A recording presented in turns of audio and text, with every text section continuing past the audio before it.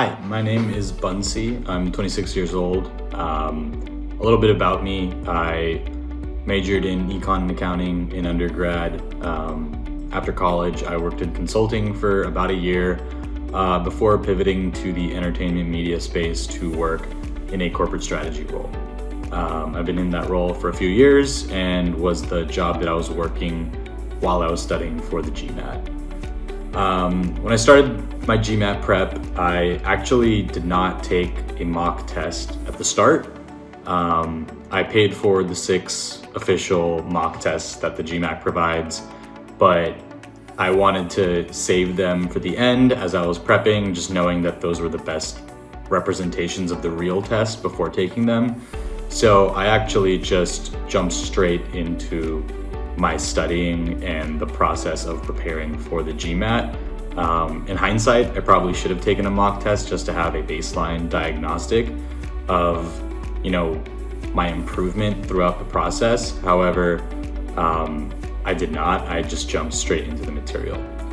So I started studying for the GMAT in January of 2024. Prior to that, I had not done any studying or anything really.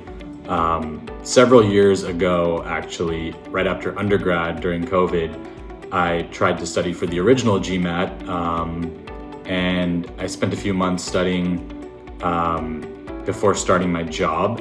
My start date had got pushed back because of the pandemic, and so I figured it would be a good time to kind of knock out the GMAT. However, there were some unforeseen circumstances and things going on in my life, and that kind of impacted my ability to fully see that through. So I did have a little bit of exposure to the GMAT. When I was studying back then, it was all just self-study off of materials and books that were passed down to me, but I never made it that far. So moving forward all the way through 2024, in January, that's when I started studying for the GMAT. A couple of my friends had used Target Test Prep before and had scored pretty well. I had another friend who was using Target Test Prep at the time, and I decided to look at kind of the UI, the interface, the material that was in the software.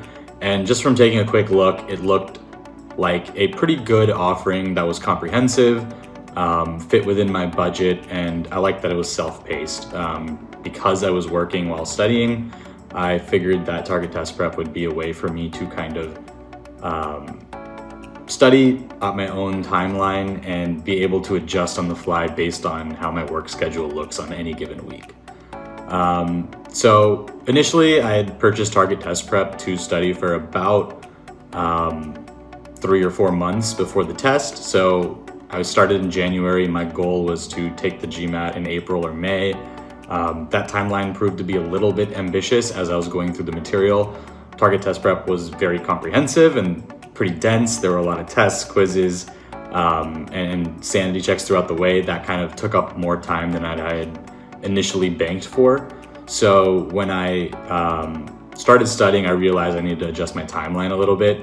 So I ended up kind of going into it with the timeline of taking the test in May. That's when I ended up signing up for the GMAT. And I made my way through the Target Test Prep material by April. So I had about a month between April and May to study for the test and take mock tests and go from there. However, in April, my work got really busy and I had to put a pause on some of my GMAT prep. So I pretty much lost a few weeks of studying in April, which forced me to push my test date back to the end of June. So after work kind of eased up in May, I had about a month and some change, I'd say about like 6 weeks, to get back up to speed and then go through the mock tests and start preparing for the test. So I'd already finished the Target Test Prep course prior to like my work picking up, but I needed to kind of review and refresh. So I ended up taking my first mock. I scored a 695 on the GMAT Focus Edition, which was right around my target score. I was aiming to get somewhere above a 695. So I felt pretty good after the first mock that, Target Test Prep did a pretty good job of teaching me the knowledge needed to score within the target range that I was looking for. However, each of my mocks after, I actually ended up scoring a bit lower. So the next 3 or 4 mocks were all in the 645 to 665 range. And that's when I kind of started to not panic per se, but realize that there was something going on. I felt like Target Test Prep had really helped me prepare for the test, and I felt like I had a pretty good grasp of all the content, both on quant and verbal. I made sure to get above all the 80% thresholds. I made sure I did well on all the exams and quizzes and really drilled the information. So for some reason that wasn't really translating to the score that I was getting on my mocks. And it was really just the week leading up to me actually taking the test that I realized that I was kind of dealing with a little bit of test anxiety, and that was getting in the way of my performance. I wasn't allocating my time wisely in the mock tests. So I created like an error log when I was doing the mocks, and on that error log, I would mark the problems that I got wrong, but also the problems that would take me over 2.5 minutes.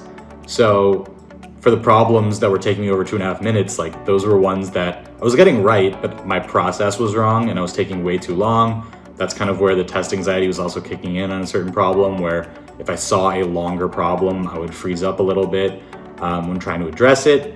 So having that realization, I kind of took some steps to kind of calm myself prior to the test and clear my mind as much as possible. Because again, through Target Test Prep, I felt like I had a good grasp on all the knowledge and information and all the material that would be on the test, and I think I was just getting in my own way. So pretty much I ended up taking the test at the end of June. As I got to the test center, I just made sure to go in with a clear mind. I took the day off, and the test went well. I got a 725 overall score. And I think that really was a testament to using Target Test Prep, just because that was the only primary offering I used throughout the whole process. That's what I used to learn the material, to quiz, to take tests when I wasn't taking a mock exam, and to really drill concepts. I like the way that the interface was set up so that I could specifically target certain subjects. Especially after taking the mocks, I was able to diagnose what specific topics were giving me a particular hard time when addressing them, and being able to triangulate that and drill down that specific topic over and over until I felt confident, I think went a long way to shoring up some of my weaknesses and some of my gaps. Overall, I think Target Test Prep did a really good job of just being a one-stop shop for both quant and verbal and data insights. To do well on the test. I didn't feel the need to look up other materials or rely on other things, because everything in the platform kind of covered everything on the test. And it did a good job of giving advice, tips, test taking strategies that I all was implementing as I was going through. And ultimately, by the time I took the test, I felt like that was all I really needed to perform at my highest level. If I were to give any personal advice just for the GMAT, I would say take a mock earlier than I did, and take it at the beginning of your journey if possible, to have a baseline.